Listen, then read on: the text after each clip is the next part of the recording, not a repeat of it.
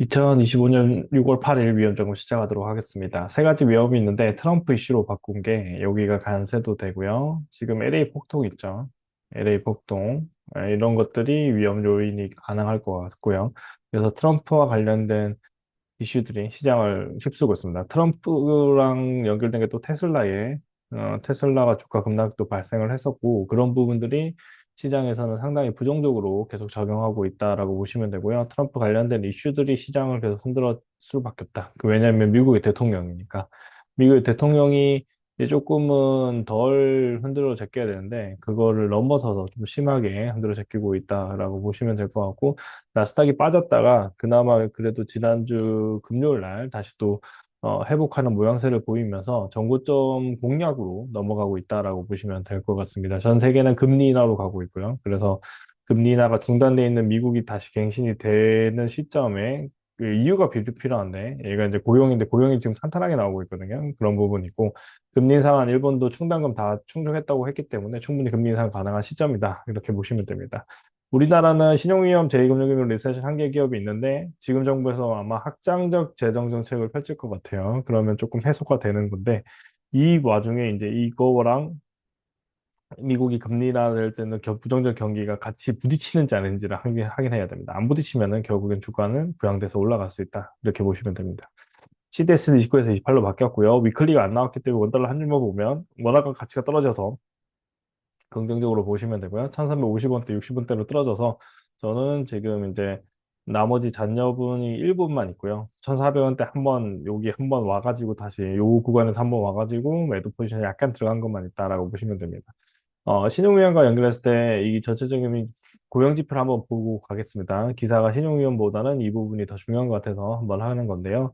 팬데믹 이전에는 고용이 이만큼 비농 고용이 많았는데 12월에는 요 정도밖에 안 됐어요. 그래서 많이 줄어든 거고 이게 유지가 되고 있고 고용률, 이게 실업률이 4%대 완전 고용이죠.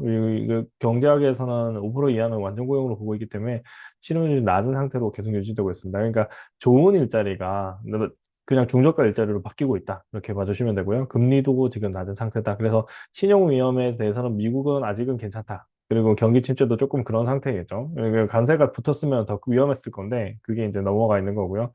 이재명 건 포용금융이고 은행 쪽이 주금리 그러니까 은행 쪽에 안 좋을 수가 있을 것 같습니다. 그 다음에 법정 최고금리 추가 인하 시 불법 사금융 피해가 높아질 거라고 했지만 이것까지도 아마 대응책이 있을 것 같다. 그렇게 보시면 되고요. 아니면 이제 부도 위험이 구조조정이 일어나는 거죠. 구조조정이 부도가 일어나는 그 시그널이 조금 더 빨라질 수 있다라고 보시면 됩니다.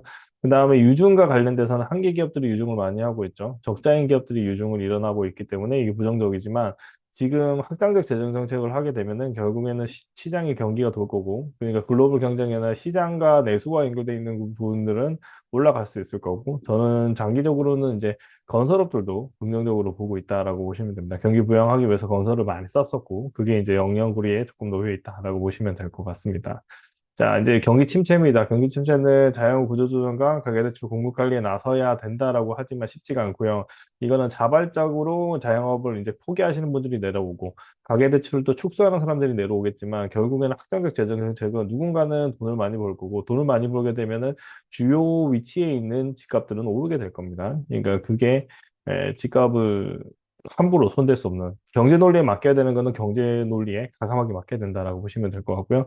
미국도 지금은 이제 진짜 돈 많은 사람들을 재워놓고 있는데 그러지 않을 경우는 이제 좋은 일자리들이 많이 사라지고 있기 때문에 그게 부정적. 중임금 노동자의 실업이 가속화되고 있을 거고 그 다음에 여기는 녹색 전환이 일어나면 경기 침체를 감내해야 된다는 그런 이야기 시그널도 나오기 때문에 조금 부정적으로 보이는 거고요.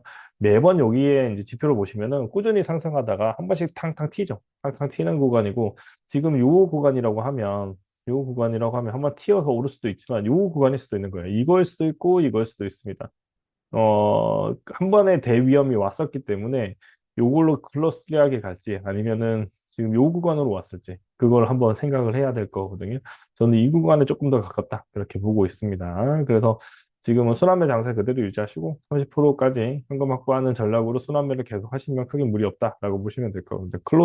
그러니까 높은 위치로 올라가지는 않을 것 같고요. 상당히 위험한 구간을 한번 거치고 다시 올라갈 거다 그렇게 보고 있습니다. 여기 있는 유럽도 금리 인하를 했습니다. 글로벌에서 공조가 일어난 겁니다. 이게 긍정적이고, 미국만 금리를 안에서 4%대 미국의 화폐 가치가 높아지는 원인이 될 거고요. 일본은 정책 금리를 이제 무리하지 않을 거고, 그다음에 10% 수준이면, 그다음에 하반기 금리 인하가 가능할 거다. 관세가 10% 수준에서 지금 머물고 있거든요. 충분히 가능하다라고 보고 있고요. 금리 인하 계속 해라고 얘기를 하고 있고, 달러가 9% 하락이 일어날 거다. 그러면은 지금 이 1350원대 10%는 1300원 빠진다, 130원 빠진다는 거고, 1200원대가 온다는 말을 돌려치기 한 거다. 그렇게 보시면 될 것 같네요. 자, 관세적 분쟁입니다. 이게 경제 성장률은 떨어집니다. 그렇지만 이거는 국부로, 재정으로 이제 미국의 금리로 이제 들어가는 거고요. 중국이 강하게 때렸기 때문에 관세 정책이 지금 제대로 안 일어나는 거고, 중국의 시진핑 집권 세대도 약간 흔들리고 있기 때문에 이런 부분들이 시장에는 긍정입니다. 독재는 별로 안 좋고, 한 개 집단이 계속 이익을 독점하는 게 안 좋은 거거든요. 그걸 이제 분점하고 나눠 가야 된다라고 보시면 되고요. 철강 관세는 또 올라간다는 내용이 또 들어오지만 결국에는 이것 때문에 물가가 올라요. 그러니까 제품의 가격이 올라갈 거고, 제품의 가격만큼 돈을 받아내는 이제 해운사들도 긍정적으로 볼 수 있는 거죠. 대학가는 주방이고 2천여 명 투입을 하고, 그 다음에 해병대도 간다. 이 부분이 이제 관세 정책인데, 이거 관세 정책을 했지만 바뀌었는데 안 바뀐 거예요. 트럼프 이슈입니다. 트럼프 이슈.